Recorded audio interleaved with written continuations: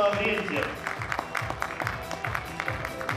Если театр начинает с вешалки, то кинофестиваль с традиционной красной дорожки и дефиле звезд российского и советского кинематографа. Регион на несколько дней стал центром притяжения известных актеров и режиссеров. Право открыть 7-й по счету фестиваль «Золотая башня» символично предоставили 7-летнему жителю Назрани Дэни Базошкину. 6, 7. В числе почетных гостей Юрий Чернов, знакомый по таким фильмам, как «Доживем до понедельника», «Приключения электроника». Не так давно он стал заслуженным артистом Ингушетии. В республику приезжает не первый раз. До сих пор с теплой ностальгией вспоминает проведенные здесь дни. Позапрошлом году выступал перед детишками. Это было потрясающе, как они реагировали. И вот я напросился, чтобы меня опять повезли на встречу с детьми. У меня детская программа по линии бюро пропаганды, тогда еще нашего российского и советского киноискусства. Вот. И я выступал перед детьми очень много. В разных регионах был нашей тогда необъятной страны. И вот я с этой программой приезжаю к детишкам, рассказываю о фильмах, в которых снимался, фильмы сказки, которые они, к сожалению, не видели. И вот рассказываю, показываю, пою песни, играю с ними.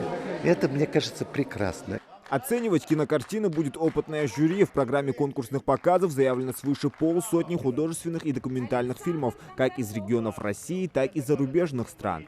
На мой взгляд, вот фестиваль этого года самый интересный из всех предыдущих. Я очень прошу вас приглашать всех зрителей, с кем вы общаетесь, на просмотры документального кино. Это кино действительно необычное. Почему необычное? Ну, во-первых, оно представлено очень многими странами, очень многими диаспорами. Ну, вот скажу вам, что в этом году из 30 документальных фильмов, из 30 фильмов 9 иностранных. Причем это и Мексика, и Южноафриканская республика, и Китай. То есть очень разные по Италия и так далее. Очень много вот таких фильмов. Фильмы интересные. В числе других фильмов мы отсмотрели документальную ленту киргизского режиссера, назывался он «Дом». Это очень трогательная картина, которая рассказывает о судьбе, о беззаветной любви, о том, как человек, оставшись без близкого, без родного человека, уходит в себя и практически лишает целенаправленно, осознанно лишает себя всех жизненных благ, всех удовольствий и практически, можно сказать, ведет аскетический образ жизни. Это говорит о том, что со своей супругой, которой не стало, он связан не только чувствами, но и, мне кажется, это какая-то космическая невероятная связь, если человек вот так может жертвовать собой. Вот такие очень трогательные, очень драматические фильмы, конечно, как членам жюри нам тяжело смотреть, тяжело оценивать. Это радует, потому что это говорит о том, что уже есть интерес. Просто нужна хорошая поддержка. Сейчас с Молодежным союзом кинематографистов России и Роскино сегодня создается фонд поддержки регионального кино. Также я продолжу, что сейчас мы работаем над тем, чтобы открыть в республике государственное управление по кинематографии. Кинофестиваль в этом году приурочен к столетию образования ингушской государственности. За 7 лет своего существования «Золотая башня» успела покорить сердца многих жителей, которые не упускают возможности прикоснуться к миру кино, посещая кинопоказы и все церемонии открытия и закрытия фестиваля. Каждый раз с удовольствием прихожу сюда. К сожалению, в прошлом году его не было в связи с современной известной причиной. Это была пандемия. Но несмотря на то, что эта ситуация сегодня сохраняется, у нас удалось провести этот кинофестиваль. Я очень рада. Я буду следить за продолжением этого кинофестиваля, буду смотреть фильмы, которые предоставлены.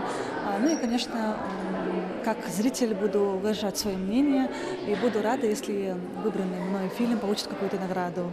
Тем временем в концертном зале настоящий аншлаг. Бессменным ведущим фестиваля можно назвать Тимофея Федорова. Актер, режиссер, заслуженный артист России зажег зал своим исполнением. Вместе.